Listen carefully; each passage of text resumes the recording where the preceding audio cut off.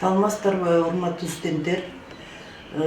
Биз бүгүнкү лекцияда 12 жылдык боюнча окуу программасын токтолобуз. Өзүңөргө белгилүү, быйылкы окуу жылында 12 жылдык окуу программасы ишке ашырылып, башталгыч класстарда 1-2 класстар ушул программанын негизинде окууну баштаган. Ошондуктан биз ал жөнүндө маалыматыбыз болуп, жана анын жакшы өздөштүрүү бизге биздин студенттер үчүн абдан зарыл, учурдун талабы болуп атат.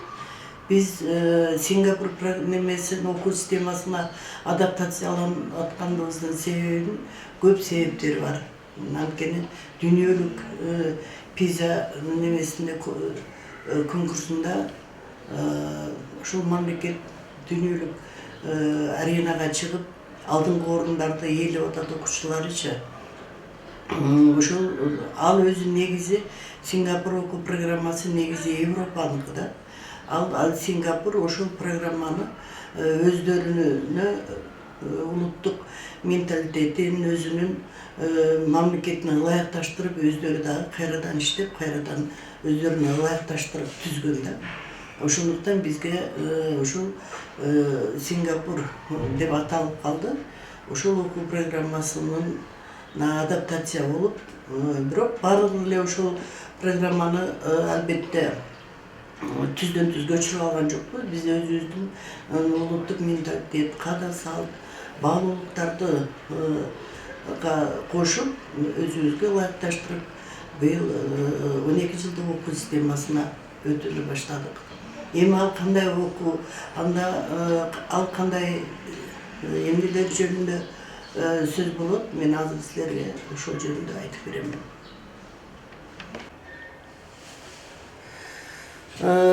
Биздин мына бүгүнкү сөз кылуучу темабыз Кыргыз Республикасынын жалпы билим берүүнүн мамлекеттик стандарттын жөнүндө жаңы стандарт кабыл алынган. Ал стандарттын максаты эл аралык билим берүү мейкиндигинде интеграцияланган жана таанылган улуттук жалпы билим берүү системасын куруу, глобалдык атаандаштыкка жөндөмдүү болууга мүмкүндүк берүү, улуттун социалдык маданий мурасын сактоону жана өнүктүрүүнү камсыз кылуучу сапаттуу билим берүүгө коомдун муктаждыктарын канааттандыруу. Демек, ал жаңы окуу программасына өтүү, мамлекеттик жалпы билим берүүнүн мамлекеттик стандартынын негизги максаты ушул маанини түзөт да. Эми дагы бул мамлекеттик билим берүү стандарты негизги максаттарына токтоло турган болсок, биринчиден эл аралык билим берүү мейкиндигине интеграцияланган жана таанылган жалпы билим берүүнүн улуттук системасын түзүү. Өзүбүздүн кыргыз неменин улутунун, Кыргызстандын билим берүүнүн деңгээлдерине даярдоонун базалык талаптарын, окутуунун максаттарын, натыйжаларын компетенттүүлүк негизде аныктоо. Биз өткөн сабакта компетенттүүлүктөрдө токтолгонбуз да. Азыр төмөн жакта дагы 12 жылдык окуу программасы боюнча кандай компетенттүүлүктөр бар экендигин, белгиленгендигин силер менен неме кылабыз, өздөштүрөбүз. Глобалдашкан, тез өзгөргөн коомдо табигый илимий жана математикалык багыттарды башка дисциплиналар менен предметтер аралык байланыштар аркылуу жашоо үчүн зарыл болгон көндүмдөрдү калыптандырып, жаратылыш байлыктарын сарамжалдуу пайдалануу маданиятын жана табият менен таттуу мамиледе жашоого даярдоо максатын көздөйт. Жалпы жарандык ан сезимди күчөтүү менен жоопкерчиликте, мекенчиликте, улуттук адеби аклактык негиздерге таянган тарбиялык жана социалдык гуманитардык дараметин күчөтүү максатын көздөйт. Ошентип, мына биздин мунун өзүңөр окуп аласыңар. Мына калган немелерде мунун маңызын силер түшүнүшүңөр керек. Эми максаттан кийин милдет келип чыгат да. Ал максатка жетиш үчүн бир нече милдеттер белгиленген. Ал биздин кандай милдеттер экен? Инклюзия жана гендерлик теңчилик принциптеринде бардык балдардын бирдей мээде түшүп калыптыр. Бирдей жана жеткиликтүү билим алуусун камсыз кылуу. Инклюзия деген сөздөн силер өзүңөр глоссарий түзөсүңөр.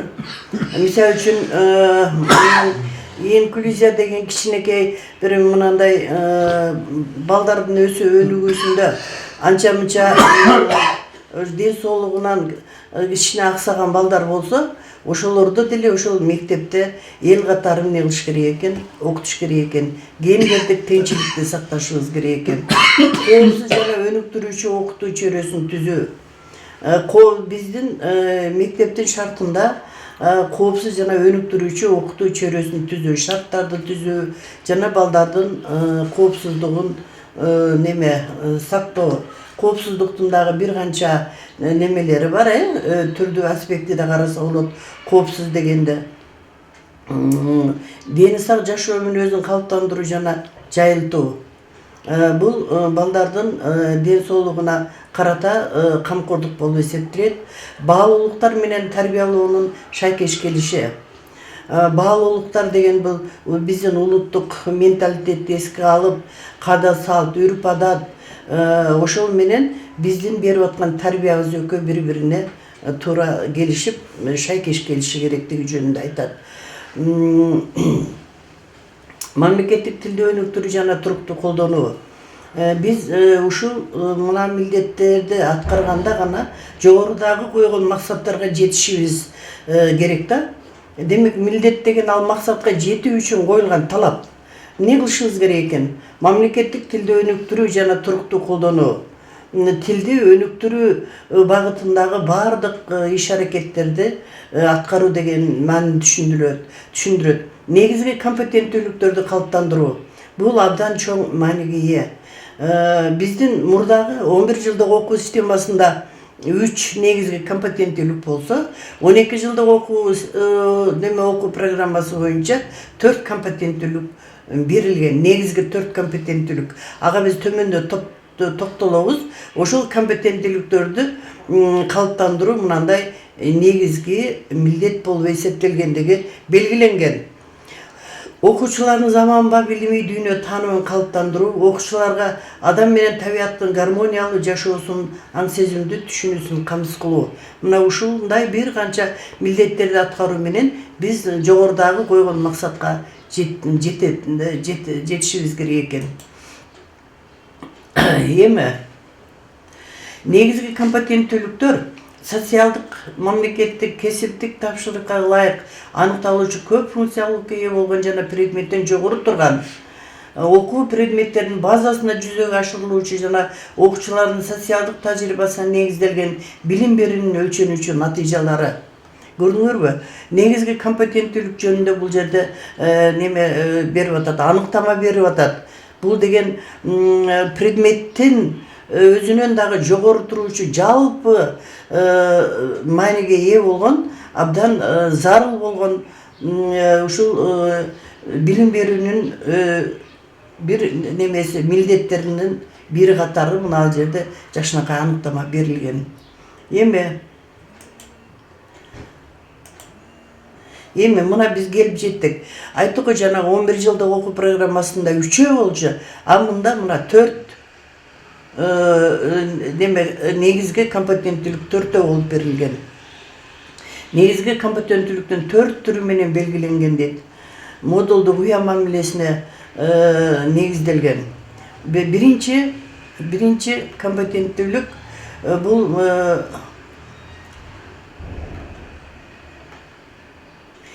таанып билүүчүлүк, ишмердүүлүк компетенттүүлүгү.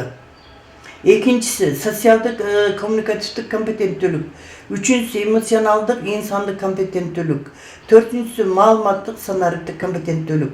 Ушул ар бир компетенттүүлүктүн мазмуну мына бирөөнө эле токтололучу. 12 жылдык окуу программасында 4 болуп атса, 11 жылдыкта 3 болчу. Анын биринчиси маалыматтык деп айтылчу да. Ал эми мында таанып билүүчүлүк, ишмердүүлүк, компетенттүүлүк деп айтылат. Бул кандай экен? Анын маанисин мына жерден билип алабыз. Бул окуучунун курчап турган дүйнөнү өз алдынча аң сезимдүү жана өнүмдүү таанып билүүгө, системалаштырылган билимдердин, жөндөмдөрдүн, көндүмдөрдүн негизинде практикалык ишмердүүлүгүн, ошондой эле өзүнүн таанып билүүлүк активдүүлүгүн жана баалуулук мазмундук мамиле жасоо жөндөмдүүлүгүн чагылдырган инсандын интегративдик мүнөздөмөсү. Көрдүңөрбү? Абдан жакшынакай мына жерде берилген. Ушуну окуп өздөштүрүп алышыңар керек. Өзүңөрчө өз сөзүңөр менен дагы айтып бере алышыңар керек. Ошентип мына төртөө жөнүндө социалдык коммуникативдик бул мурдагы 11 жылдык окуу программасында дагы бар болчу. Бул ошондо да экинчи турчу. Бул мында дагы бул экинчи орунда турат. Бул социалдык деген чөйрө, коммуникативдик деген мамиле жасай алуу дегенди билдирет да. Экөө синоним сөздөр, ошондуктан экөөнү бир эле жазып коюшкан. Ар кандай этикалык жүрүм-турумдар, адамдын өзүнүн оюн неме кылуу, туура неме чагылдырып түшүндүрүп бере алуу, кеп маданияты ошолор ушуга кирип кетет да. Эми эмоционалдык инсандык компетенттүүлүк. Бул жерде өзүнүн мыналарынын аттары айтып тургандай эле эмоционалдык инсандык компетенттүүлүк. Бул демек биз ар кандай чөйрөдө жүргөн учурда, бизди курчап турган чөйрөдө кайсы жерде жүрсөк дагы ушул сапаттарга ээ болушубуз керек жана мугалимдер, окуучуларды ушуга тарбиялашыбыз керек. Биз коомго адам тарбиялап берип атабыз. Ошондуктан биз келечектеги бизди бүткөн окуучулар, биздин жарандар ушул компетенттүүлүктөргө ээ болушу керек негизги. Эми жана ушул компетенттүүлүктөр биздин башталгыч класстарда биз математика сабагы жөнүндө сөз болгондуктан математика предметин окутуу аркылуу, ар бир теманы окутуу аркылуу ушул компетенттүүлүктөр калыптанышы керек. Мынеке 12 жылдыкка өтүүнүн жаңы варианты деп атат. Мында неме көк түс 11 жылдык стандарт боюнча, ал эми сары түс 12 жылдык, мына бул кызыл интеграцияланган программа боюнча неме кылабыз да, 12 жылдыкка дароо эле 1 жылда өтүп албайт экенбиз. Биздин 12 жылдыкка өтүү программасы толук ушул немеде, мына бул схемада көрсөтүлгөн. Мисалы үчүн, мына 25-26 окуу жылында бизде 1-2 класс өттү да. Бул эмне экен? 12 жылдык окуу программасына өтүлдү. 2 класстан карагылачы, 2 турат. Бири көк. 2 класстан 2 параллель класс бар. Бири эски программа боюнча окуйт, бири жаңы программа боюнча окуйт. Ошондуктан мына бул жерде 2 класстан быйыл параллель 2 түрдүү программа менен өткөн неме бар, окулган 2 класстар бар да, көрдүңөрбү? Эми келирге кандай болот экен? Келирге 3 класстан 2 болот экен. 2 түрдүү программа менен өткөн. Андан кийинки жылда 4 класстан 2 болот экен. Андан кийин 5 класстан ошентип отуруп толук 12 жылдыкка 36-37 жылдары өтөт экенбиз. Ал эми мына бул секирик жасап өткөн класстар менен биз мына бул немеде 30-31 окуу жылында бардыгыбыз уже 12 жылдык окуу программасы боюнча окуп калабыз мына учурда. Ал эми толук 1 класстан баштап жаңы программа менен окуган, толук өтүп бүткөн жыл 36-37 жылдары болот экен. Эми мынанда 11 жылдык стандартта 3 компетенттүүлүк бар. 12 жылдыкта 4 компетенттүүлүк бар. Биз 1-4 класс, баштапкы класс, башталгыч класс, 5-9 негизги жалпы класс, 10-11 орто жалпы класс деп эсептелчү да. Ал эми бизде азыр башталгыч класс 1-6 класстар болуп калды. 1-6 башталгыч класс, 7-9 негизги жалпы класс, 10-11-12 орто жалпы класстар болот. Азыр мурда eski programмада 1-2 класстарга баа коюлбайт, бааланбаса, азыр 1-3 класстар бааланбайт. Ал эми кийин профилдик окуу материалдарына неме болобуз. Мына жерде баалоо жөнүндө дагы сөздөр болгон, баалоо системалары боюнча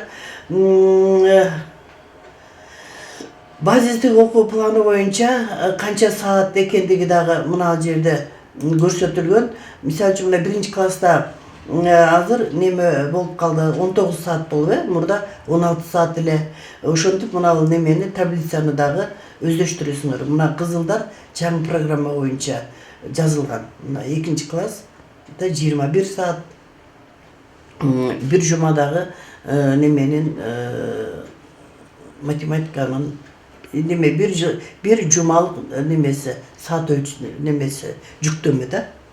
Ошентип көрдүңөрбү 12 жылдыкка өтүүдө биз мына таблицаны абдан жакшы өздөштүрүп алышыбыз керек да. Демек биз бүгүнкү немебизде, темабызда 12 жылдык билим берүү системасында өзгөргөн негизги компетенттүүлүктөр жөнүндө эмне үчүн өтүп атабыз, кандай максат менен, ошонун максаттары, аны ишке ашыруу үчүн кандай милдеттерди кабыл алганбыз, базистик окуу планында да кандай аталат, базистик окуу планында